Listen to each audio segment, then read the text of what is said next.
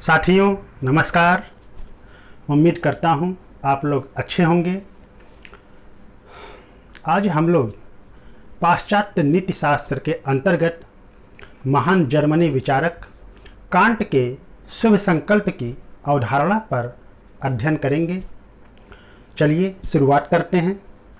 हम जानते हैं शुभ संकल्प की अवधारणा विचारक कांट के नैतिक दर्शन की आधारशिला है। अपने नैतिक दर्शन में कांट महोदय ने सर्वप्रथम इस महत्वपूर्ण प्रश्न पर विचार किया कि ऐसी कौन सी वस्तु है जो स्वयं में शुभ हो, जो सर्वत्र एवं सर्वदा निरपेक्ष रूप से शुभ हो।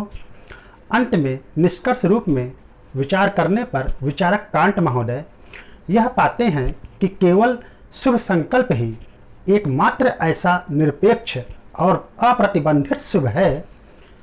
शुभ संकल्प की अवधारणा मूल रूप से बौद्धिक होने के कारण संवेग, भावना, इच्छा, प्रवृत्ति आदि से यह भिन्न होता है। शुभ संकल्प का उद्गम स्थल बुद्धि होता है। इस प्रकार संकल्प वह बुद्धि मूलक तत्व है जो मनुष्य को कर्म करने के लिए प्रेरित करता है। यहाँ संकल्प का अर्थ मनुष्य की क्षणिक इच्छा मात्र नहीं है, बल्कि किसी कर्म को करने का उसका दृढ़ निश्चय होता है। जब मनुष्य का संकल्प केवल विशुद्ध कर्तव्य चेतना पर आधारित होता है तो कांट इसे शुभ संकल्प मानते हैं।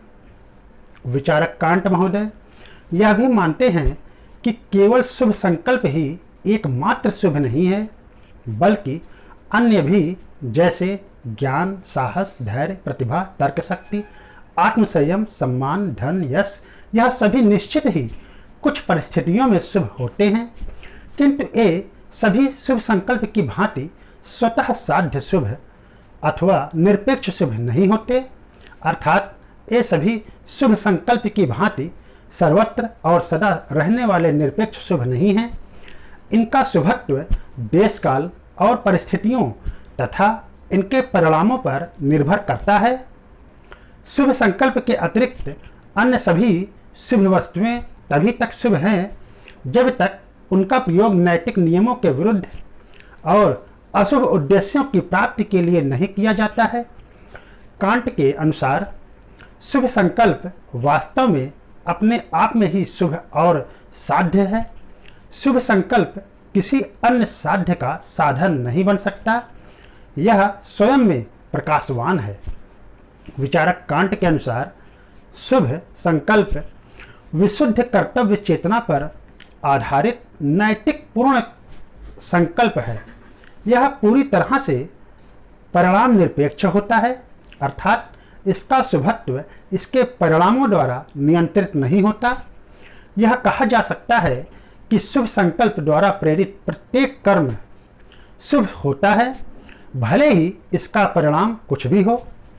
विचारक कांट महोदय लिखते हैं कि शुभ संकल्प अपने परिणामों के कारण शुभ नहीं है, बल्कि यह तो अपने आप में ही शुभ है। ठीक इसी प्रकार श्रीमद् भगवद गीता में निष्काम कर्म की बात की गई है, जिसमें फल की लालच से रहित होकर कर्म करने का उपदेश दिया गया है। कांट महोदय शुभ संकल्प को सर्वोच्च शुभ मानते हैं, उच्चतम शुभ मानते हैं, लेकिन वे शुभ संकल्प को पूर्ण शुभ नहीं मानते, क्योंकि उनका मानना है पूर्ण शुभ में शुभ संकल्प के साथ साथ आनंद का भी समावेश होता है।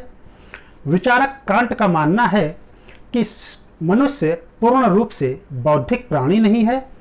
यदि कोई बौद्धिक प्राणी है तो उसके संकल्प को पवित्र संकल्प कहा जा सकता है, माना जा सकता है। पवित्र संकल्प की यह धारणा या तो किसी संत महापुरुष और या फिर ईश्वर में ही हो सकता है।